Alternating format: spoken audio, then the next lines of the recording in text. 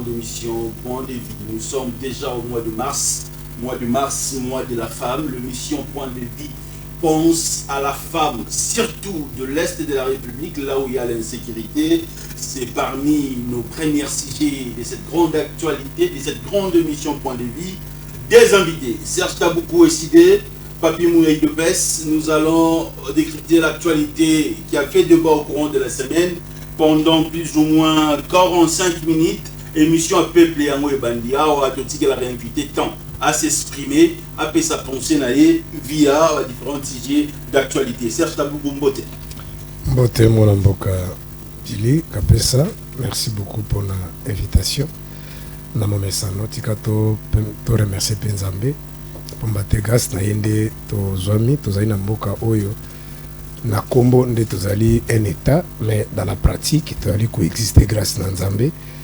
Tango zomona bato na balinye bazo sopana na maluku anje moko te approprié pour na kokoka ko sauver ba vie humaine, mais so tali tout autour wana ya port bato bazo zoka ba mbongo ya taxi pour ba balinyana et naviguer soi-disant bazo zo taxi à l'état. Utali na ngambo ya Katanga kuna lobi otikoleka crash esalemaki bandeko babiki grâce na Nzambe. Sadi soki ezalaki ke même esani avion ezwaki moto to kamosusu na ebite donc tozobika na ngola Nzambe. Insécurité na parlement pas partout oriental nyonso ezali déstabiliser a kutu pembeni awa na maindombe na kwa mutu awa même na baluku awa bato bakima babisika bavanda ka basala ka sumi sala te mais sana bato mo bali ko se prétendre ko diriger par défi. Donc c'est pourquoi les OP ça biso makasi tango surtout ko bakubunda pour que makambo to ko bika lelo lobi bana biso babika ngote pa batela bambu elele kaki ba makambo ezalaki te. Mais ba incompétents ils sont là, ils ne veulent pas partir, ils veulent nous diriger par défi. Les toali ko ko bana tumba oyo leto kanga monoko to kufa lokola bandeko so biso to ndimaki koloba. Na PCP ko débatteur na ngai mbote malgré a pona ngambo banguna ya mboka mais pona bolingo ya mboka j'ose croire que to ko sala débat moko ya malamu mingi pona intérêt ya mboka na biso. Merci. Ah Mbote, bonjour ndeko, bonjour na ndeko nanga Serge, bonjour na baonyos bazali kolanda biso ezali esengo makasi ya ko participer pour na mbala ya liboso na émission oyo ezali kolanda makasi na ba congolais. Ndima quand même na souhaité bonne fête à toutes les femmes de la République démocratique du Congo parce qu'il s'agit du 8 mars.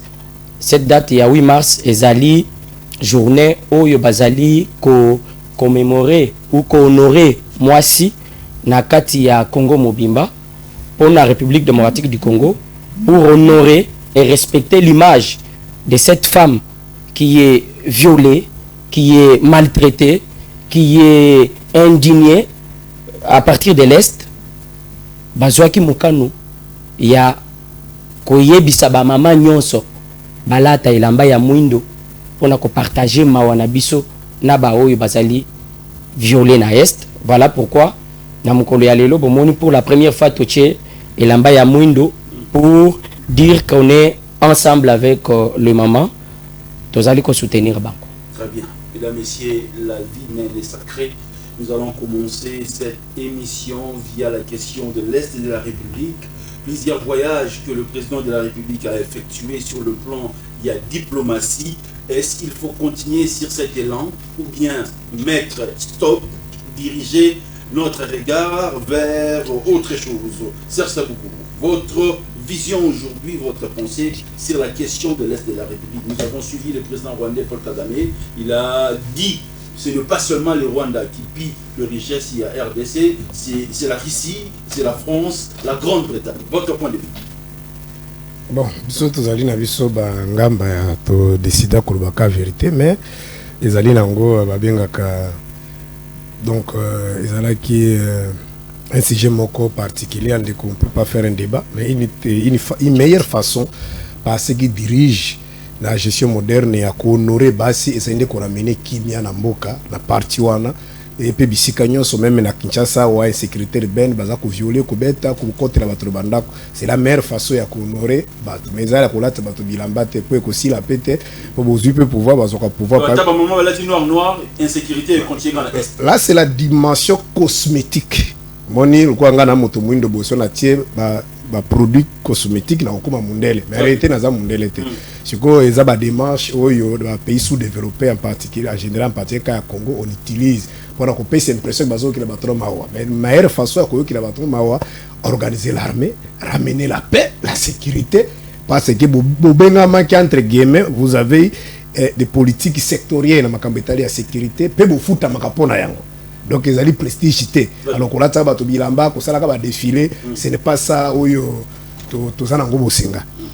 Dans la minute ils allaient les Cambodais à décréter même des national au lieu à qu'on s'ala kaba ma cérémonie cosmétique voilà. Alors par rapport à Mutuna, au makambo Museveni Olbi Kagame, Museveni, c'est tout le monde balobaka. Peut-être à Zongeli Kaka, c'est la vérité. Vérité ils allaient que je ne suis pas là pour dédouaner mais noir et la communauté internationale surtout la multinationale mais le problème c'est que question il y a insécurité il y a instabilité il y a Congo il y a mboka na biso il y a pillage à ressources il y a mboka na biso et ça d'abord la classe politique en général classe dirigeante en particulier bisonde la classe politique surtout dirigeante au bazali parce que na makambambo kana biso au ba légitime quand même makamwana pe zaka boba na pouvoir te au mona par exemple pour Fidel Ayao azokipe appui ya IDPS azokipe appui ya bato opposition même RCD azokipe appui ya IDPS on de biso to sala te o ka kyoto soutenir nanga to soutenir banani te donc tango par exemple régime ezaki na difficulté ya Mobutu même ya Kabila pona combattre entre guillemets na bitumba libanda tango opposition pe ezako pesa makasi na bato wana pona kuboya makambo zo tambo lingu ba pe ki dini manière d'une autre bozali pe ko soutenir couper sa bateau na légitimité pour avancer c'est pourquoi on par exemple pas Fidel Kotaka rapidement parce que ba leader au bazali qui na ancrage politique sociologique à l'époque notamment papa était ce que les personnes a tekala ko condamner jamais entrer à Fidel bien au contraire ba kenda ko tourner ko yamba bango ya beni délégation ya olinganko ba yamba katango Etienne nani musée azali ko prêter serment na ye ko to proclamer na Lubumbashi donc et dans la classe politique en général mais en particulier classe dirigeante tout le monde va signer un accord parce que pose ba minerai na biso kende kotek je peux te dire au tiki no makamba minerai za na partie orientale zo sikoyo soko telemika kawa na bypass yao même wana nzira malukwa on mona chaque jour ba grim et utakana Kinshasa ezo utana Équateur na une partie abando do kenda kawa tie kote ke yebisanga yo mbongo pour ce so keka kuna otali bato bavanda kala mabele aux assure que ba mindele wana ba société yake kati banzete yango moko après que koteka la poto donc il y a c'est en complicité au lebo lukana mbongo ya kuna pona kola so c'est juste un signe de lingo lo bake e bande pe na régime ya félicité depuis na fin ya régime ya Mobutu parce que il y a matoko bani makambo ba période au moni même temps ba coloniser ki biso pa nini Léopold D à l'époque ba minerais zaki nano na actualité des arrêtés zaki ba caoutchouc après te ko yana ba bois si les de ba minerais même période na Mobutu ba minerais musomo ko ba côté zaki peut na ampleur ndenge za lelote mais au moins que classe dirigeante bangonde bato baboya ko kubongisa mboka baboya ko tia électricité malamba baboya ko sala ba benga nini entreprise à raffinerie ceux que vous allez journaliste à munene zo micro na okenda na DGRAD na DGI banda ko tuna bango Colbert na Congo na gouverneur ko tsaka combien contrat ko tsaka combien manganèse tout bakomi bazana prité donc tango lobby batangi ba pays wana akosite les chinois ont des intérêts ici tango qui contrat c'est commune les entreprises chinoises non tango qui ba bororé ils sont ici ça dit tout ce qui nous tue là bazana ba intérêt ah tous na pays ko toi ta banque za la kate mais tant qu'on connaît nanga kende ko sa déclaration na Kenya mais Kenya ezala ba banque de Rwanda tout ce monde là mais bayaka bango moko te pona ko tonga ta ba maison préfabriquée ba kendo luka jamal aux assure que bano ba sisi na ibete ba ko sa banda ko na te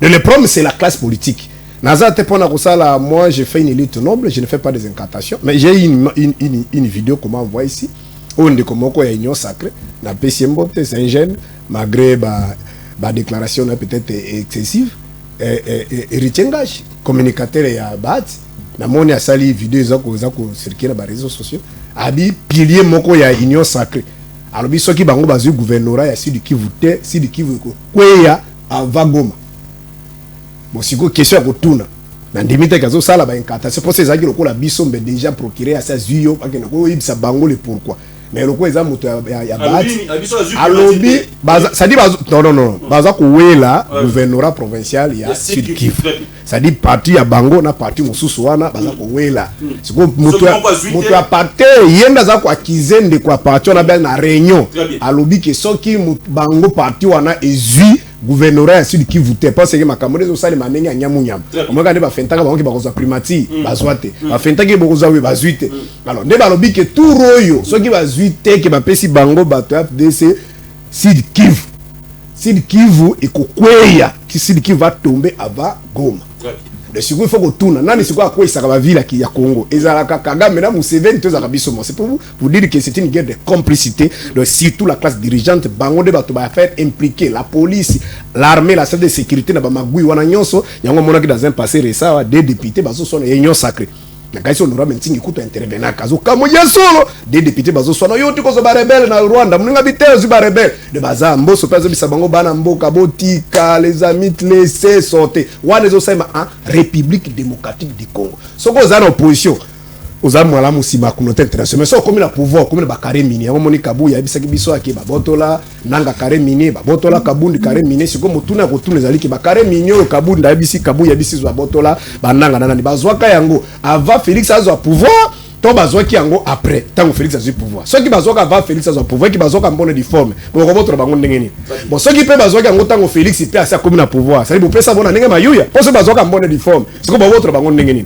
siko ndenge ba botoli bango mbongo kotaka na DGI combien par mois avant pe bando kota combien donc voilà pour na kotalisa embongrio donc Museveni Kagame et les autres bazali na bango sala kaka plongement ya maguye sala makana Congo mais pas si ya ba oba dirija kezanini communauté internationale tiki la kabango ba piller mboka bango moko ba yiba kambongo ndo moeta to ngina ndeko Félix l'opposition aloba ki Kabila yana famille ba minéraux wana ando sa ba shone na 10e ils sont dans les minéraux na pas na pépère tout ça le est tant ngomba yekati potoka ki pe kabundu pe arapela ki biso ki ba minéraux ba mbongo ekota kana ba vieux kendaka et c'est donc tant ba ba kana opposition na pouvoir bazaka ba pauvre mais quand ils arrivent à quoi milliardaire kutuna bango te so kutuni bango ezali crime majesté place de ezali prison yango zo mona ke Congo instabilité ekosilaka lelo na lobité so ke classe population a eu conscience c'était ya ko bengana ba médiocre na tête ya mboka na biso. Merci beaucoup. Merci beaucoup. Oyebi, j'ai toujours aimé makanisi oyo des fois baninga na biso ba pesaka peu importe position na bango. Dans un pays normal, on ne peut jamais s'opposer à une personne. Lorsqu'on est opposant par rapport aux idées, mais pas par rapport à quelqu'un. Et ça, quand dans la République démocratique du Congo, tout le monde a un opposant, oyo baza à mesure ya ko s'opposer par rapport ya mutu. Mutuna otuni de konanga Serge, ezali par rapport ya makambo oyo ezali kolekana est. Mais à Simbi gauche, droite, à Koki Kotalisa noir sur blanc, ce qui fait à ce que bande konabiso timu kolo ya lelo, bakufaka na estate. Or, bakongomani yo bazali kolanda biso, souci na bango, et ça va se situer sur les vraies causes ya bitumba ya est. Je vais rappeler peut-être à mon aîné Serge que bitumba ya est est bandit depuis 1994. Et ça, situation moko, oyo Félix Tshisekedi ayeko uta. Ce n'est pas quelque chose de nouveau. Liwa et bandi le lote, violation na est et bandi le lote. Et ça makambo et bandi depuis kala. Objectif nini, Félix Tshisekedi a se placé qui. Je voulais répondre par rapport à la situation, il y a Lobeli, il y a Kabou, il y a Bakary Minier. Mais je trouve que c'est un débat, il y a assez parce qu'il n'y a pas de preuves aujourd'hui. Oui, ça c'est. Oh. Il n'y a aucune personne. Dans le Biboy. Et ça n'a mon côté. Oh, il y a quoi, il y a une preuve. Oh, il y a Kolakisa que Kabound ou bien pardon, Kabouya azali na Bakary Minier ou Peter Kazadi azana Bakary Minier. Et ça va débat aux Salema sur base ya motema likunya. Motema mabe ndekonanga. Il faut te reconnaître que c'est normal aussi batoana bayoka motema pasi. Yo zali ko lobalelo que bandeko wana, je prends l'exemple ya vice-premier ministre de l'Intérieur Peter Kazadi. Kazana Bakary Minier. Ceux qui batuni yo lelo basengi yo oya na ba preuve ezali ko lakisa ke batoana bazana Bakary Minier. Qu'est-ce que vous allez donner comme preuve? Batoana baza victime ya musala malamu o baza kati ya kosala. Donc situation ya est, il faut toyeba ke ezadi ya ba minéraux tozana ngona kati ya mboka na biso. La République démocratique du Congo eza mboka oyo ezali na ba minéraux ebele. Mboka na biso eza envié partout au monde parce que lelo toza na communauté internationale, toza ensemble ya bamboka mususu mopaya ba vivaka sur base ya ba minéraux o eza epa na biso. Je vais prendre l'exemple. Lelo bako créer ba jour ezali ko ya ba mitu ko ezali ko tambola na courant. Donc les voitures électroniques ba matière ou nyoso bako salela ezaka na République démocratique du Congo. Alors qu'est-ce que ces gens font? Pendant toutes ces années, on utilisait les Rwanda. Rwanda zalaki na passage facile en République démocratique du Congo. Ce qui fait à ce que derrière et à Souka et Joseph Kabila, si vous avez bien remarqué, Bitumbezalaki lisusu na STT, Bitumbezaki makasité. C'est que Rwanda a zaki na moi possibilité ya kokota kozwa ba minéraux et puis kobima sans être inquiété. Une voie ou un passage facile laissé par Joseph Kabila. Mais au jour d'aujourd'hui, quand Félix Tshisekedi prend le pouvoir, il appelle tout le monde. Parce que même les Rwandais, les gens essaient de revenir avec ces mots. Même Kagame, à un moment, il a appelé Kagame mon frère. C'est avec raison, parce que Kagame, c'est un Africain. Félix Tshisekedi, c'est un Africain. Les Africains, dans nos habitudes, on s'appelle de faux frères et sœurs. C'est pas un péché. Félix Tshisekedi croyait à une discussion normale, à un partage égal. Ça veut dire, vous venez prendre nos minéraux, vous devriez quand même faire de sorte que notre pays aussi se retrouve. Et non prendre nos minéraux pour aller faire enrichir votre pays pendant que la République démocratique du Congo reste en état au Ezalaki. C'est comme ça que Félix Tshisekedi bloque les passages na Kagame ou na Rwanda. C'est ça ce qui est à la base.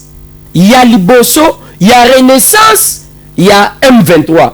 Je vais donner un exemple na Bao Bazali Kolandabiso. 4 minutes. Qu'est-ce qui fait à ce que Moutou Azalaki député en République démocratique du Congo? Mais quand Félix Tshisekedi sert trop, au moment Moutouana a tiki nyonso accueilli qu'on rejoindre ba rebelle.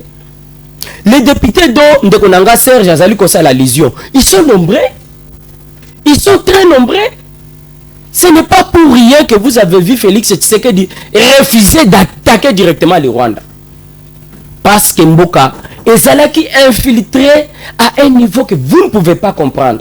Et pour réussir ou pour parvenir quand même à mieux s'en sortir, à mieux faire face à Rwanda, il faut que tout dénicher, tout longola, baonyos bazali lokola ba infiltré avant de pouvoir attaquer. Ça c'est une réalité, c'est une première partie. Je crois que quand je prendrai la parole pour la deuxième fois, je vais pouvoir éclairer et étaler toute la vérité sur cette activité qui est chaque fois menée à partir du Congo, mais dirigée depuis le Rwanda. Merci. Mesdames, Messieurs, très chers téléspectateurs de la grande émission Point de Vie, plus 243 90 14 63 575.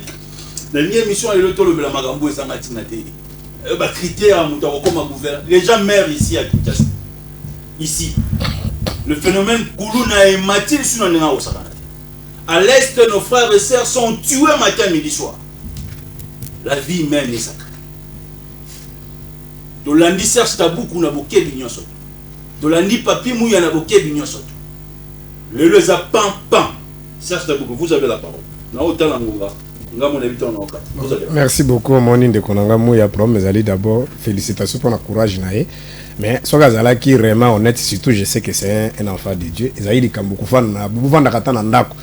Parce que ce qui est encore plus mal, ce qui fait encore plus mal, c'est que Batu bakomi ko kanisaka Kabila. Batu bakomi ko kanisaka régime Mobutu Saka Zalaki. Ndeko bazwaka pouvoir te po batu bakanisaka batu ba précédent kibino. Parce que vous avez fait cette élite acharnée, ya kolbaki Mobutu bomwa kimboka, il y a des images au papa Tshisekedi ba na baninga na ye tang bazaki na munguludia ka tout ça partout. Tina ninga kaboy na bango, tina kokufa. Il n'a jamais crié à Mobutu, malgré ba format impère na y ensemble, azaki petit à Mobutu, mais na suka wanga ni eloko te Mobutu bomambo kalepe et détruit c'est grâce à Mobutu. C'est comme si yazwaka a bénéficié à eloko te atanda côté na régime Mobutu. To ndimi kinyo sozaki Mobutu. Joseph Kabila ndenge moko mais to mona bato ya IDPS ndenge ni ba travailler na régime ya Kabila tina su quand même ya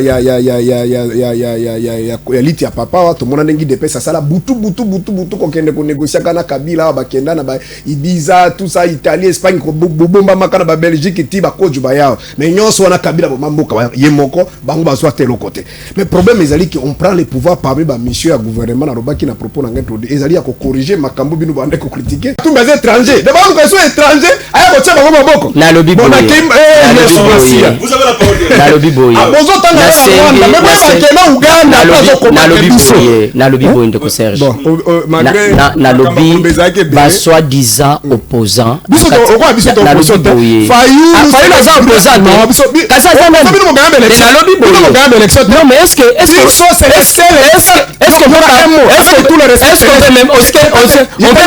on peut même parler de Fayulu. Non, j'ai dit ceci. Par rapport à la élection, ça le patrimoine national. Fayulu a la 4e. Fayulu a tourné au mouton. Non mais ça la bailleur nanga. Fayulu a la 5% populaire que fait Félix. Na lobi boye. L'élection contre Trichette Félix a contre 5. Atta 40% aux autres. Partout à ce gars bazo rololaye. Bazo ba machine à voter au Cameroun. Je ne sais pas faire un débat. Na toute la 5 minutes na yo. Il faut attirer la gagne. L'équipe Israël Mutombo. Azo déranger parce qu'ayebi que je vais toucher là où ça fait mal. Regardez Botala ndeko Serge. Botala agi na ye. Botala mayele azanango. Mais Fayulu l'a empêché de postuler parce qu'il a l'ambition de postuler. Fayulu accepte d'aller aux élections seul. Imaginez-vous que Fayulu sortait président de la République. Alingaka dirigeant de l'eau. Imaginez-vous. Nama yelo zali nango. Na lobi boye. Ndeko Serge. Na imayelo zali nango boye. Na bandimi na yo. Bazali kotala yo. Laissez-moi achever. Laissez-moi achever. Vous me dérangez. Donc je disais qu'au jour d'aujourd'hui, vous ne me laissez pas terminer. Vous ne me laissez pas conclure. Continuez à dénoncer. Même notre dernier conseil, nous dénonçons. Il est pour Serge à Kokité. On m'a dit pasteur à Koki. Pasteur à Koki. Aïe.